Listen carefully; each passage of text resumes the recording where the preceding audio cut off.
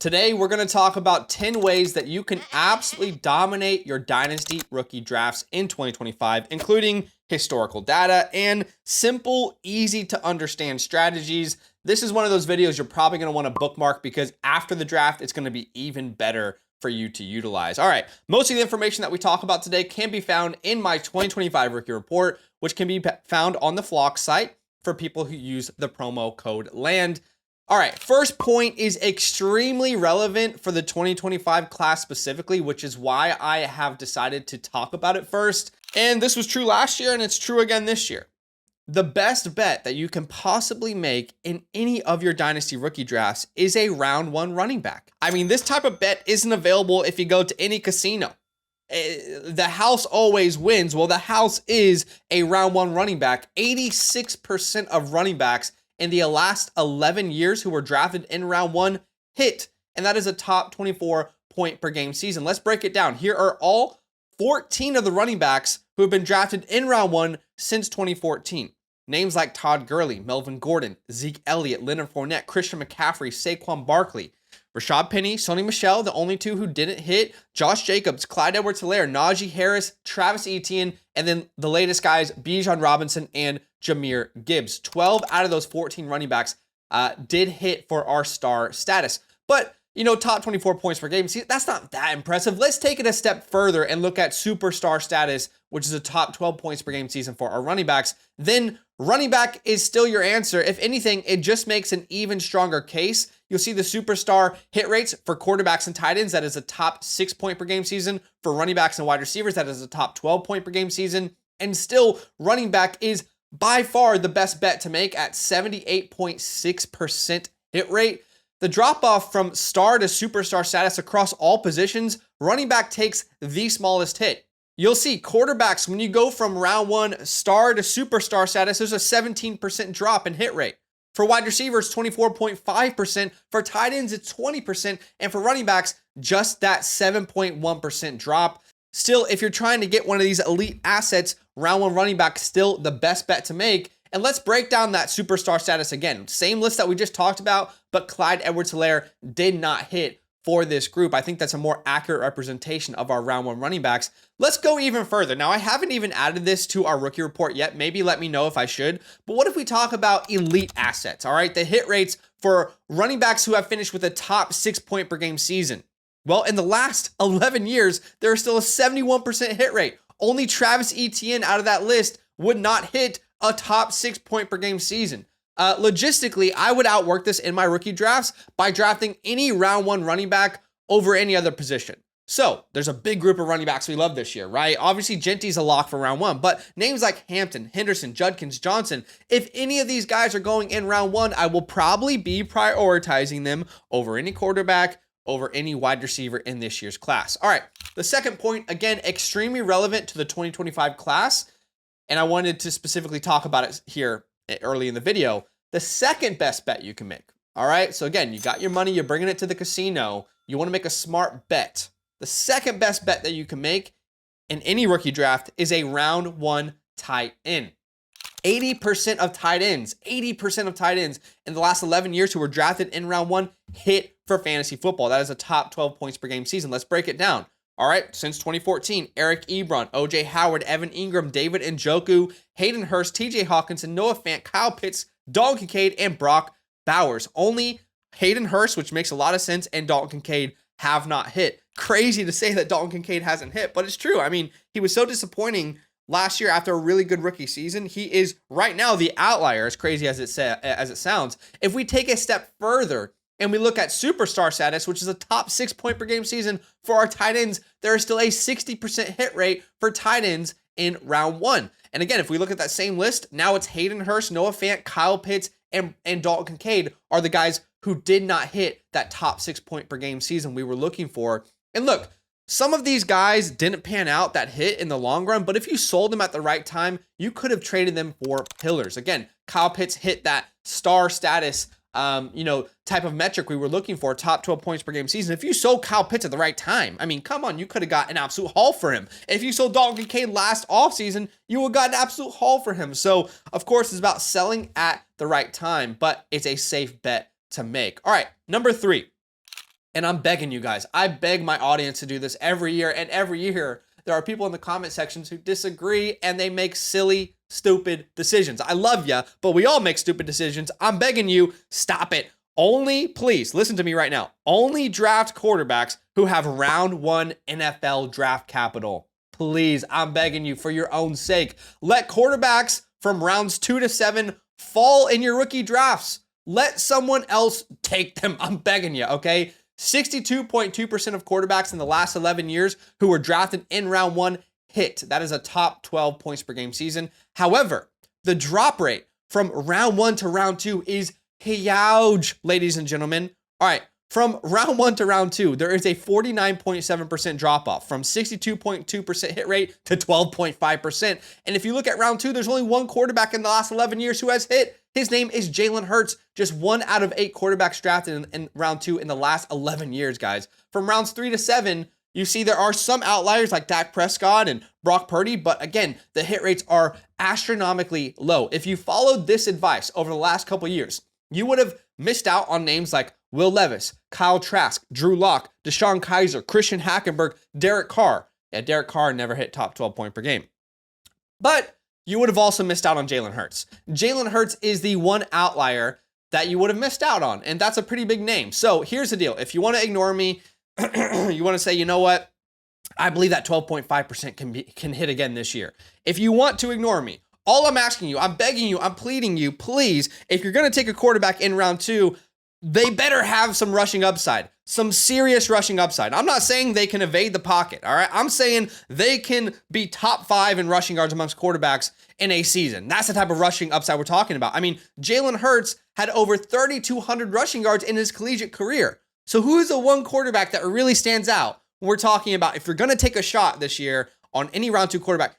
For me, that's Jalen Milroe. If you go look at this guy's rushing ability, he's definitely going to be a top 5 rushing quarterback the day he enters the NFL. It's just we don't know if he's going to get the capital. We don't know if he can accurately, run an offense. So again, if you're going to make that pick, it's got to be someone with rushing upside. But again, avoid round 2 quarterbacks at all costs. Quarterbacks from round 1 to round 2 are the biggest drop off of any position in any round historically. Let's look at that, okay? Round 1 to round 2 drop off for star status. Quarterbacks, 49.7% drop off, ladies and gentlemen. Running backs at about 15%, wide receivers at 21%, and tight ends at 38%. So for me, that means that if Shedeur Sanders, Jackson Dart, Tyler Shuck, if they don't go in round 1, I'm probably going to leave them on the board for my league mates to draft.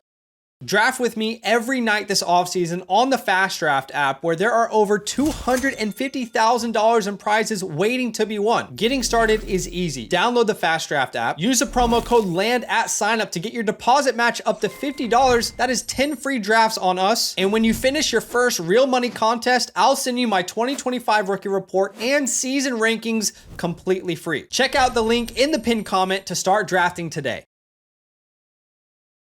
All right. At number 4, this is something that we really emphasized in last year's draft, and I think it helped a lot of people. Please, with every pick that you have, don't view it as a name. View it as an asset that can gain value for your entire Dynasty roster. And always maximize value with every single pick. Every single year, both you and me, we're both convinced that the 101 is going to be the most valuable player in the rookie draft.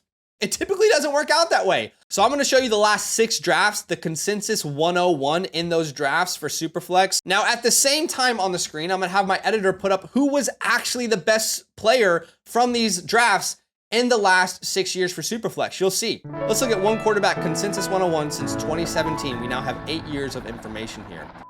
And again, look at the best player from 2017 to 2023.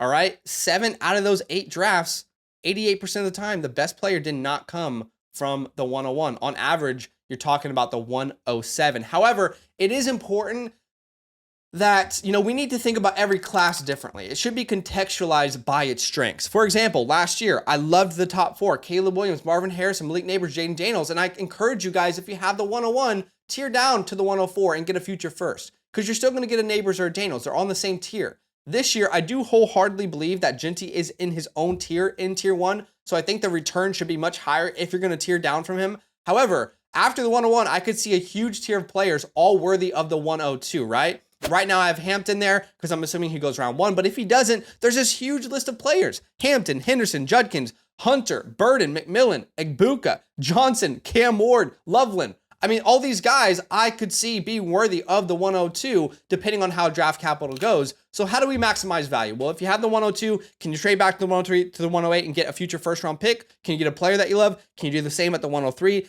At the 108, can you trade back to the 110 to the 112? It's going to be a huge tier of players. Can you get a future first? Can you get another player that you love that's going to drastically improve your roster? Here's some examples where people have done exactly what I'm talking about. So shout out to Uriah Dawkins. He sent the 102 and Corley away, got back Lab McConkey in the 106. Perfect. That's exactly what I would love to do. Another great example here, maybe a little more realistic. We can see here from Dustin, he sent away the 103 in a second, got back the 106 in a future first in 2027. I love that deal as well. Now, don't just trade back to trade back. Make sure the deal is actually going to benefit your team, but think of your draft picks as assets instead of putting players' names to them and extract every bit of value that you can. All right, 5th point here. First round wide receivers have a lower hit rate than you think. All right. We all think about first round wide receivers and we think, wow, this guy's just going to absolutely improve my roster. I'm going to be able to build around him for the next 10 years. It happens less than you think, guys. I mean, there is a 53.1% hit rate for round 1 wide receivers. That is the lowest hit rate of any position in round 1 for star status. Let's dive even further. You'll see of any position of any round 1 wide receivers are the 5th safest bet to make. I mean, round 2 running backs are a better bet, 70.8%. Round 1 wide receivers at 53.1%. I mean, first round wide receivers are the 5th most reliable bet in their first 4 years. That's crazy. Here are some round 1 wide receivers recently that have screwed your dynasty teams. Quentin Johnson, Treylon Burks, Jahan Dotson, Jameson Williams there for a while, but he recovered. Kadarius Toney, Rashad Bateman, Henry Ruggs, Jalen Reagor, N'Keal Harry, Corey Davis, John Ross, Corey Coleman, Josh Doxson, and Laquan Treadmill. Treadmill.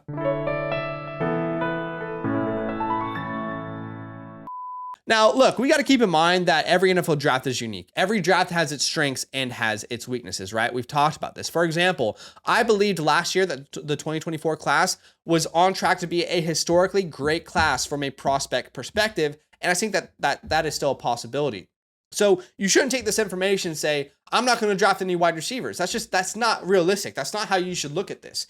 Rather, you should have more realistic outcomes, more realistic expectations for your round 1 wide receivers in 2025. All right, at number 6, landing spots should be the tiebreaker between round 4 and round 5 running backs. So when you're deep into the nitty gritty of your rookie drafts, you're in rounds 3 and 4, and you're looking at running backs that have been drafted in rounds 4 and 5 of the NFL draft. The hit rates are so marginal between those 2 rounds, it doesn't make sense to use draft capital as a narrative. If you look at star status, round 4 hit rate is 24% and round 5 is 19.4%. If you look at superstar status, round 5 has a higher hit rate than round 4 at 8.3 versus 8%. So here are some hypothetical scenarios here, okay? So for example, Devin Neal goes in round 4 to the Falcons, okay? So he gets a better draft capital, but in round 5, Damian Martinez goes to the Dallas Cowboys. In that scenario, I'm picking Damian Martinez because the draft capital doesn't show us historically that it really matters. Here's another example. In round 4, RJ Harvey goes to the Packers, but in round 5, Ollie Gordon goes to the Chargers. In those scenarios, I would go with the round 5 guy because, again, the history doesn't tell us that the draft capital matters in those specific rounds. All right, at number 7, this is uber important. Don't bet on outliers or you could be left with dead assets, okay? You know, everybody always wants to talk about the outliers. There's a reason we do historical hit rates because we're trying to avoid those guys who are outliers. It's just very rare that it actually happens. Here are some dead assets historically, and I define dead assets by under a 10% hit rate. So quarterbacks from round 3 to round 7, pretty much asking for a nothing burger on your roster. Running backs from round 6 to 7. Now, if you look at quarterbacks and you're upset about me saying round 3 to 7 is a dead asset, you're going to talk about Dak Prescott, you're going to talk about Brock Purdy, and you're going to ignore all of the massive amounts of information that we have that says it's a bad pick. And if you're upset about me saying avoid round 6 and round 7 running backs, you're probably going to talk about Isaiah Pacheco. You're probably going to talk about Chris Carson, and you're going to ignore all the other 50, 60, 70 running backs who did not hit. For wide receivers, round 4 to 7 is a dead asset zone. Again, you can talk about Amon-Ra St. Brown. You can talk about Puka Nacua. They are the exception, not the rule. Tight ends from rounds 5 to 7. Again, another dead asset range. Of course, George Kittle came out of there, but George Kittle is a historical outlier. We know that by now. And I'm also going to tell you about these burning money picks. So these specific areas out of the NFL draft, if you draft these players, historically, you're burning your pick, meaning it's a 0% hit rate, okay? It's never happened in the last 11 years. Okay, so quarterbacks in rounds 3 and also rounds 5 to 6. Wide receivers in round 6 and tight ends from round 6 to 7. These specific rounds, they would have to have a historical break to knock off this 0% hit rate in 2025. All right, at number 8, this is more of a philosophy type of opinion here. There's a very high chance, okay, when you guys are on the clock in your dynasty rookie drafts, that in that moment, your draft pick will have the most value it's had this entire offseason. So with that being in mind, it would be silly not to shop that draft pick at every chance you get. So a famous Mike Tyson once said, everyone has a plan until they get punched in the mouth. That describes rookie drafts really well. The atmosphere of a live draft is different. The willingness to do a deal live in the draft is different. All right, you know, the pure like momentum, the pure, you know, excitement for the draft, it garners more and more interest in your draft picks, and it elevates your draft picks value compared to the offseason.